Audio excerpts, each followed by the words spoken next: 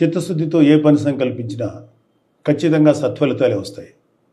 కొత్త ఆలోచన విధానాలతో ముందడుగు వేస్తే విజయం వెతుక్కుంటూ వస్తుంది. మనం చేసే పనిలో చిత్తశుద్ధి, ఆలోచనలో స్పష్టత, నవ్యత, బాధ్యత, జవాబుదారీతనం ఉంటే వెన్ను తట్టేందుకు అనుభవజ్ఞులు ముందుకు వస్తారు. ఈ మాటలు ఎందుకు చెప్తున్నానంటే, ఆంధ్రప్రదేశ్ ఉప ముఖ్యమంత్రి పవన్ కళ్యాణ్ గారు తనకు అప్పగించిన బాధ్యతలను చిత్తశుద్ధితో నెరవేర్చే శక్తి సామర్థ్యాలు పుష్కలంగా ఉన్నాయి. తను చేసే ఆలోచనల్లో ఆచరణాత్మకత, కొత్తదనం కలిగిన వ్యక్తి. అన్నిటికీ మించి తనకు వచ్చిన బాధ్యతను హోదాకి, దర్పానికి చిహ్నాలుగా భావించరు. జవాబుదారీతనంతో నిర్వర్తిస్తారు. అందుకే గౌరవ ప్రధానమంత్రి శ్రీ నరేంద్ర మోడీ గారి నాయకత్వంలోని కేంద్ర ప్రభుత్వం గత 100 రోజుల్లో ఆంధ్రప్రదేశ్ రాష్ట్ర పంచాయతీరాజ్ గ్రామీణాభివృద్ధి శాఖకు ఇతోధికంగా ప్రోత్సాహిస్తూ నిధులు విడుదల చేస్తుంది. గౌరవ ముఖ్యమంత్రి శ్రీ చంద్రబాబు నాయుడు గారి అనుభవం, గౌరవ ఉప ముఖ్యమంత్రి గారి చిత్తశుద్ధి, జవాబుదారీతనం కలబోసిన ఆంధ్రప్రదేశ్ ప్రభుత్వం పాలనపై కేంద్రానికి విశ్వాసం కలిగింది.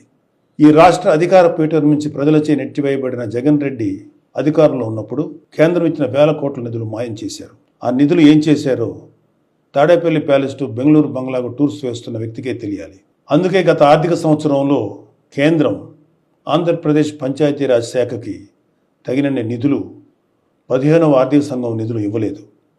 పాలకులు మారారు. శ్రీ పవన్ కళ్యాణ్ గారు పంచాయతీరాజ్ గ్రామీణాభివృద్ధి శాఖల బాధ్యతలు చేపట్టారు. ప్రతి విభాగంపై అవగాహన పెంచుకున్నారు. నిధులు తీసుకురావటమే కాదు, ఏ విధంగా ఎంత జవాబుదారీతనంతో ఎంత ప్రజా ప్రయోజనకరంగా ఖర్చు చేస్తామో చెప్పాలని సంకల్పించుకున్నారు. అందుకు అనుగుణంగా తన శాఖలోని అధికారులను, ఉద్యోగులను సన్నద్ధం చేసుకున్నారు. కాబట్టి ఉపాధి హామీ పథకానికి ఈ ఆర్థిక సంవత్సరంలో 4,500 కోట్ల నిధులు మంజూరు చేసింది. ఉపాధి హామీ పని దినాలు పెంచింది. ఈ నిధులతో 66,20,000 మందికి ఉపాధి లభిస్తుంది. ఈ పనుల వల్ల 42 లక్షల పేద కుటుంబాలకు పని లభిస్తుంది. 4,500 కోట్ల విలువైన ప్రజల అవసరాలు తీర్చగలిగే పనులు చేసుకోగలం. ఈ నిధులను అన్ని గ్రామాలకు కేటాయించి పనులు మొదలుపెట్టించారు శ్రీ పవన్ కళ్యాణ్ గారు. ఆ పనులు కూడా ఎక్కడో ఆఫీస్ గదులు కూర్చొని నిర్ణయించడం కాదు, ప్రజలే తమ గ్రామానికి ఏ పనులు చేయించుకోవాలో నిర్ణయించుకోవాలి. అందుకు గ్రామసభ వేదిక కావాలని సంకల్పించారు.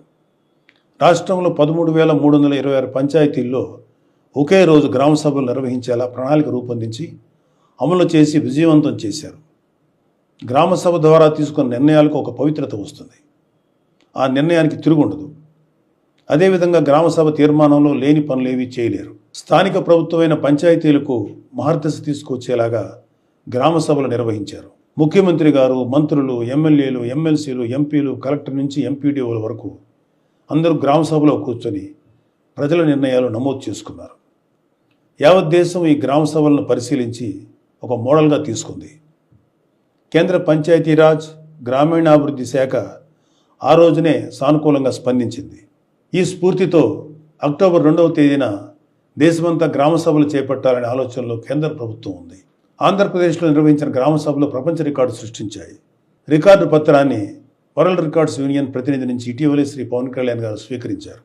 ఉపాధి హామీ నిధులే కాదు, 15వ ఆర్థిక సంఘం నుంచి కూడా నిధులు సాధించారు. వెళ్ళిపోయిన వైసీపీ వాళ్ళ మీద నమ్మకం లేక కేంద్రం నిధులు ఇవ్వలేదు. పవన్ కళ్యాణ్ గారు కేంద్రంతో మాట్లాడి 1987 కోట్ల రూపాయల నిధుల్ని కొద్ది రోజుల కిందటే మంజూరు చేయించారు. ఉపాధి హామీ నిధులు 4,500 కోట్లు కావచ్చు, ఆర్థిక సంఘం నుంచి సుమారు 987 కోట్లు కావచ్చు, కేంద్రం నుంచి సాధించింది ఆంధ్రప్రదేశ్ పంచాయతీరాజ్ శాఖ. అది పాలన చేపట్టిన 100 రోజుల్లోపు. 100 రోజుల్లోపు నిధులు సాధించడమే కాదు, వాటి వినియోగానికి ప్రణాళికలు రూపొందించి అమలు చేయడం విశేషం.